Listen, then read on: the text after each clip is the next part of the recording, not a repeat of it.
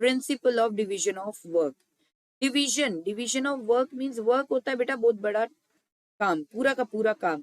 जैसे अगर मैं आपको एक सिंपल सा एग्जांपल देती हूँ, लेट सपोज एक घर है, एक होम है, ठीक है, उसमें 3 लेडीज रहती हैं। 3 लेडीज रहती हैं बेटा, ज्वाइंट फैमिली है, 3 लेडीज हैं उस फैमिली में, ठीक है। होम का काम क्या है? घर की सफाइयां भी करना, बर्तन भी मांजना, खाना भी बनाना, एवरीथिंग, राइट, डस्टिंग भी करना, एवरीथिंग। तो ये जो 3 लेडीज थी, ठीक है, ए बी एंड सी, ये 3 लेडीज थी। तीनों ने ना ये काम, ये पूरा का पूरा वर्क है बेटा घर को संभालना, है ना। इस घर को संभालने के वर्क को 3 कैटेगरीज में डिवाइड कर दिया। Cleaning the house, cleaning the house, washing the utensils and cooking, right. तो बेटा जो जिस लेडी का नाम ए से है वो क्या करेगी? वो क्लीन करेगी हाउस को, ये टास्क उन्हें प्रोवाइड किया गया। बी क्या करेगा? बी जो लेडी है वो क्या करेगी? वो वॉश करेगी यूटेंसिल्स को। सी जो है लेडी वो क्या करेगी? कुक करेगी, कुकिंग करेगी, ठीक है बेटा। तो ये सब, ये जो वर्क था, ये ऐसे 3 लेडीज में क्या कर दिया गया? डिवाइड कर दिया गया। इस वर्क को बेटा पार्ट्स में डिवाइड किया गया। कितने पार्ट्स में? 3 पार्ट्स में।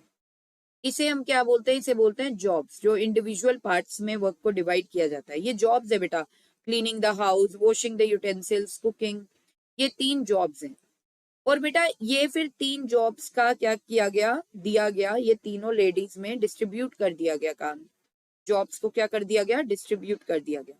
अब अगर ए लेडी की बात करें, जिसका नेम ए है, वो क्या करेगी? वो डेली बेटा क्लीन करेगी घर को। अब जब हम daily same same same same काम करेंगे बेटा, क्लीन करेंगे घर को, तो हम क्या हो जाएंगे? हम स्पेशलाइज्ड हो जाएंगे, राइट। सो ए लेडी जो है, lady A, that will become specialised in cleaning the house. And B lady को, लेडी बी को क्या काम दिया गया? लेडी बी को काम दिया गया यूटेंसिल्स को क्लीन करना। तो यहाँ पे वो डेली क्या करेगी बेटा? यूटेंसिल्स को क्लीन करेगी। तो उससे क्या होगा? She will become specialised in washing the utensils.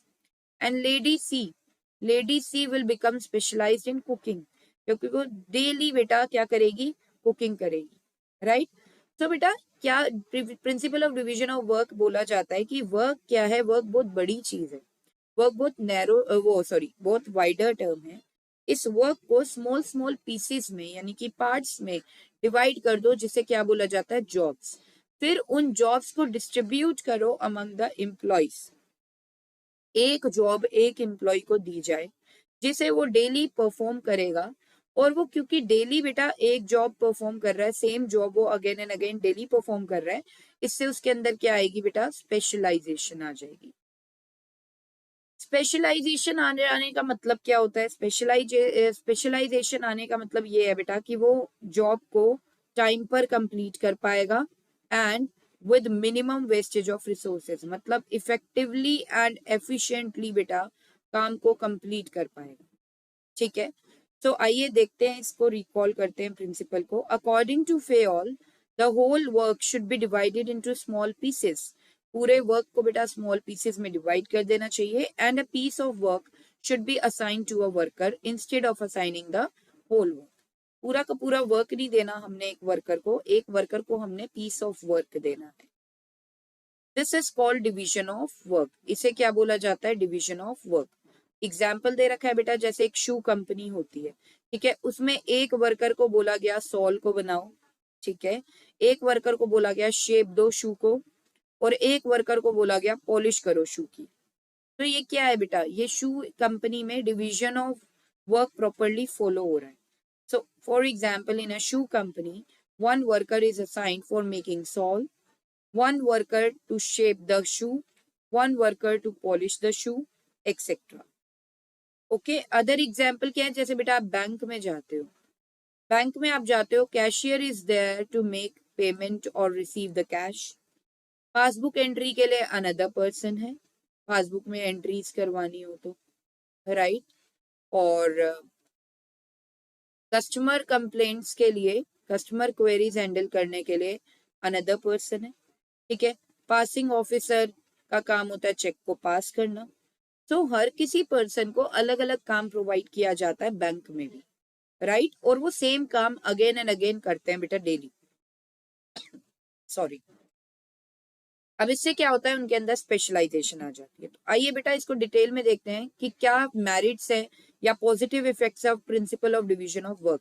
एक कंपनी अगर principle of division of work को फॉलो करती है बेटा, तो उसे क्या क्या मेरिट्स दिखते हैं, ठीक है। So number one is specialisation. उसके जो एम्प्लॉयज है बेटा, जो वर्कर्स हैं, वो क्या हो जाते हैं, वो स्पेशलाइज्ड हो जाते हैं एक पर्टिकुलर पीस ऑफ वर्क में।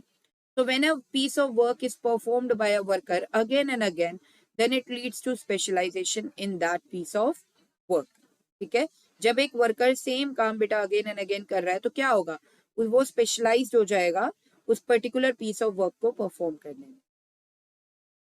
फिर क्या होगा, इफेक्टिवनेस से काम होगा और एफिशिएंटली काम होगा। इफेक्टिवनेस का मतलब क्या होता है, completing the work on time. तो टाइम पर हर वर्कर अपना काम कंप्लीट कर पाएगा। तो with specialisation the worker is able to complete the work on time. दूसरा बेटा, एफिशिएंसी भी मिलेगी, मतलब वर्कर्स जो जो भी कोई काम करेंगे वर्कर्स, उन्हें पता होगा कि उन्हें कैसे प्रॉपर्ली रिसोर्सेज को हैंडल करना है, जिससे कि रिसोर्सेज की वेस्टेज ना हो, और अगर हो भी तो बिल्कुल ना के बराबर हो। तो they will be able to complete the task at lower cost, जिससे कि प्रॉफिट मार्जिन कंपनी का क्या हो जाएगा बेटा, बढ़ जाएगा। So with specialization, the worker is able to complete the work with minimum wastage of resources and at a lower cost. Next बेटा, अब हम बात करेंगे following are the consequences of violation of this principle. Violation मतलब अगर इस principal को बेटा ऑर्गेनाइजेशन में अप्लाई नहीं किया जाता तो क्या होगा, तो बेटा वही होगा, जो मेरिट्स मिल रही थी वो नहीं मिलेंगी इस प्रिंसिपल की वजह से। तो नो स्पेशलाइजेशन, स्पेशलाइजेशन नहीं आएगी वर्कर्स में, वर्कर्स टाइम पर काम कंप्लीट नहीं कर पाएंगे, workers with minimum wastage of resources, with carefully handling the resources काम को कंप्लीट नहीं कर पाएंगे। तो आइए बेटा रिकॉल करते हैं, no specialisation, when the whole work is assigned to a worker, then there is less chances of specialization. It would be time taking, time taking हो जाएगा स्पेशलाइजेशन बहुत ज्यादा, और बहुत ही कम चांसेस होंगे कि एक वर्कर स्पेशलाइज हो पाएगा। No efficiency, lack of specialisation may be the reason of lack of efficiency. No effectiveness, effectiveness भी नहीं आ पाएगी, lack of specialisation may be the reason for lack of effectiveness.